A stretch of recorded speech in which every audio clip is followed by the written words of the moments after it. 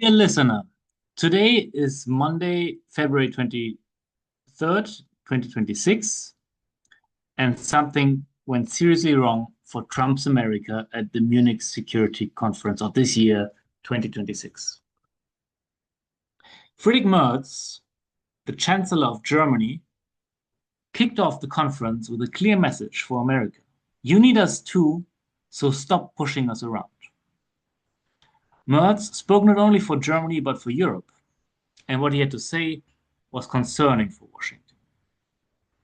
But before we get straight into this, if you like this video, please make sure to hit the like and subscribe button.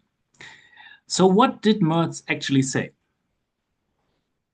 Merz explained that Europe had learned the lesson, that the world has now entered into an age of multipolarity, and that America's leadership in the world was challenged by China and may actually have already been lost. That's what he said. He said, America is a strategic partner for Europe, but just one out of many.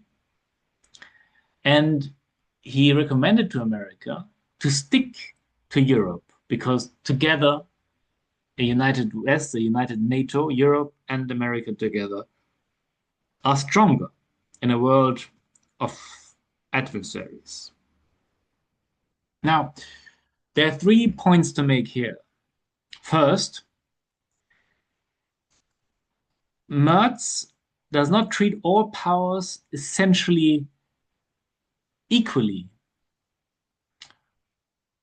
as strategic partners, as potential strategic partners for future alliances. Yes, he said that he would seek to deepen ties with India and South America with free trade agreements, with closer diplomatic ties, and that his preferred alliance would still be the United States.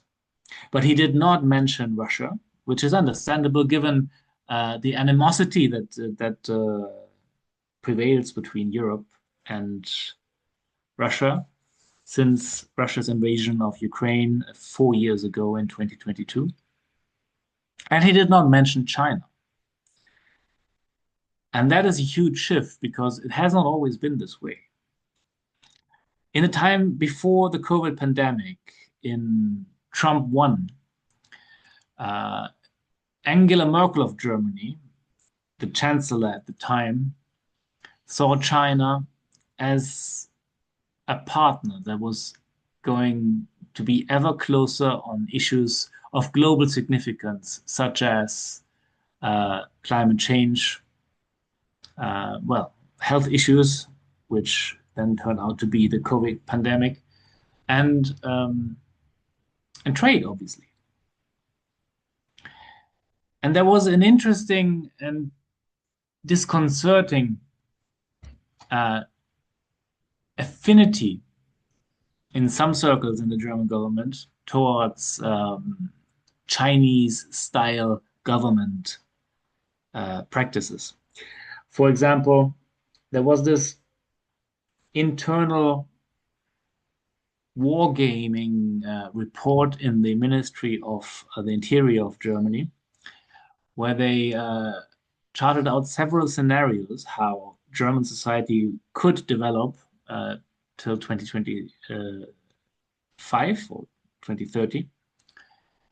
And in the scenario, in the most likely scenario, as they said, the German newspaper, Die Welt, reported on this at the time. The most likely scenario that this report outlined was a diminishing social cohesion in German society because of, and that is a direct quote, mass migration. In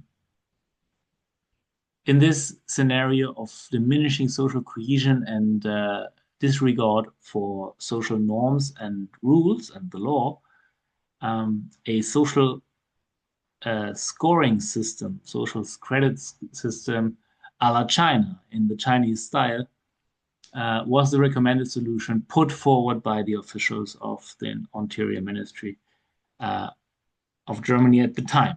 Now, Angela Merkel and Friedrich Merz both hail from the same party, from the CDU, the Conservative Christian Democratic Party in Germany. And many of their politicians um, and party hacks, obviously, led the bureaucracy back in Angela Merkel's days and now in Merz's days. But it is testament that in Merz's days, these days, there is obviously a shift of heart, a change of heart. And these kind of ideas, this equidistance between America and China that Angela Merkel was strategically envisioning, that this is no longer a preferred option for Merz and for the politicians in this party and the government. So this is a reassuring message from an American point of view because it's testament that Merz still absolutely um, believes that that Germany's place is in the West, firmly in the West, by side with America, and not with its adversarial authoritarian powers such as China. Now, this is the first point to make, but there's a second one which is less reassuring from Washington's point of view, and this is that um, that the partnership with America that Germany and Europe seek these days is a marriage of convenience, not one of love. Because politics wise, Europe is not prepared to go along with Trump's policies of revoking climate change, of cracking down on mass migration, and the culture wars of MAGA. That is the exact words that Friedrich Merz used in his speech, that the culture wars of MAGA is not something that Germany was prepared to go along with. So, in essence, Germany asserts itself as the leader of a Europe, which is really continuing in the vein of the West before Trump. Essentially, a standard bearer of what the West had been before Trump's MAGA revolution in the United States. So, for this briefest of moments at the Munich Security Conference, when he gave the speech, Friedrich Merz was the leader of an alternative West, of an alternative vision of the West to Trump's America. So you can say the leader of the free West. Now, the third point that is important to make is that Merz says that Europe is getting strong militarily. And it is pursuing this policy because it's a good policy if the partnership with America continues, because America always demands that course of action, and it wants stronger allies, allies that can take care of themselves and make NATO a credible collective power to be reckoned with internationally. But this course of action is also good if the partnership with America does not continue. So, in either way, Europe is rearming. And this is a real threat to America, which is not immediately obvious. Because we have gotten into the habit of mocking Europe in the past several years for its military weakness. But few people realize what's actually really happening and in the rearmament processes in Europe and what is really the outcome of it in only a short few years from now. Because Germany alone spends hundreds of billions, and it has set itself the goal to become the strongest land army in Europe. And not only that, it's not only Germany. French is reintroducing mandatory national service. to expand its military capacities and personnel and headcount. And of course, there's Ukraine, which these days has the largest, by far largest Western army, ground army, surpassing the United States Army in personnel. And it has much more battle experience than, say, the American army. And so Ukraine, which will be linked security-wise one way or another to Europe, um, is going to share these experiences with the rearming nations of Europe. And so you may have a militarily weak Europe right now, but in only a few short years, this will be no longer the case, and Europe will indeed have an army to be taken seriously by all the global world powers. And so this is the grapes of wrath that have been planted by J.D. Vance's speech last year and are now to be harvested by the Americans because Europe really has had it being berated and pushed around by America. Because we have to consider who is giving this speech? Who is Friedrich Merz? Friedrich Merz is not some radical nationalist American hater. No, he's a convinced traditional transatlanticist, a friend of America. He was born and raised in West Germany, always in close cultural connection and affinity to the United States. Um, he is connected to America in many ways, privately, professionally, through many friendships. And he's not only just one person, one individual. He's the head of the CDU, and the CDU, the Conservative Party of Germany, pretty much since its beginning in post-war Germany, has been the staunch ally and the staunch proponent of a American-German friendship. And yet, there he is, this Friedrich Merz, this friend of America, distancing himself from Donald Trump's America and its policies. And even when a few moments later, Marco Rubio at the Munich Security Conference also gave a speech that was flattering and endearing and very idealist, talking about the shared civilizational values of the West, of Europe and America, who together make up the Western civilization. And this speech was clearly designed to quiet the waves and make Europe more amiable again towards the United States. This speech was not able to sway Friedrich Merz. Friedrich Merz was not in the room when this speech was held, but he later commented on it and said, well, basically, it's just J.D. Vance's speech all over again, just with nicer words. And Friedrich Merz is not alone in this assessment. Frankly, Germany is not alone in this. Most European leaders, with a few exceptions, most notably, obviously, Viktor Orban of Hungary, most European leaders are very estranged from America after 1 year of quite aggressive and chaotic policies of the United States towards Europe.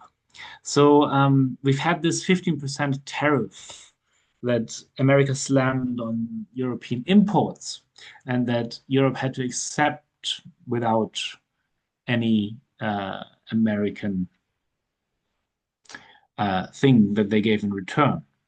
And also there's a matter of tone and policy. So we were all witness how Trump and J.D. Vance publicly in front of the cameras humiliated Volodymyr Zelensky of Ukraine when he came to the White House in April, I think it was last year, and they just frankly humiliated him and ever since have treated Ukraine with disdain and trying to strong arm them to make peace at all costs with the Russians, cutting assistance, and really leaving this war largely to the Europeans. And then, of course, most recently and most critically, there was the Greenland issue, the designs of the Trump administration to acquire by any means this largest island of the world, which is territory of Denmark. And this obviously is a blatant threat, to the sovereignty of a European country, of a friendly country, of a NATO country, and still America went for it. And so this apparently was the moment when European leaders collectively said, okay, this is it. This has to stop. This is as far as we can go. We have to unite and confront Donald Trump and America and say, well, to here and no further. And that's what they did. They unitedly pledged solidarity to Denmark, if necessary militarily. They send a few token forces to Greenland to just show uh, how serious they were about it. And this is a shock that has really rippled through Europe, and that's not easily to be forgotten. And so, just a few weeks later, at the Munich Security Conference, there they are, Europe's leaders, and Friedrich Merz chiefly among them, as the leader of the richest and most populous country in Europe, leading the charge, saying, well, uh, we continue the partnership with America because it's in our mutual interest, but we're not our friends. We're not your friends. We're not your friends in the sense that we agree on your policies and we will go our own path. It is interesting that Europe, with its long history of wars between the European nations and countries, and its large number of small and very diverse countries. There are 47 nations in Europe. Now finds the unity when it is pressured from external forces, from the east by the great power predator of Russia, and now from the west as well by Trump's erratic America. And so Europe has found a new strength and unity that was not thought possibly possible before. Obviously, it is quite difficult to get all the nations of Europe to agree on anything. In the EU alone, the European Union alone, there's 27 nations, and it is difficult to get them all on side. And yet, here they are, showing up, all together, united. Um, Against Russia, but also against other powers. And so America has always called for a stronger Europe, and now it's gotten one. America has always called for more military expenditures in Europe, and it has achieved this goal because Europe is rearming. And now the challenge for America is to keep Europe friendly, because the alternative would hurt both, not only Europe, but also, for the first time in 80 years, America as well. If you like this analysis, please tick the like and subscribe button. And also, if you'd like to know more about Marco Rubio's proposed new Western alliance in response to Merz's speech, please check out the video on his speech at the Munich Security Conference. As always, thank you very much for watching and have an outstanding day.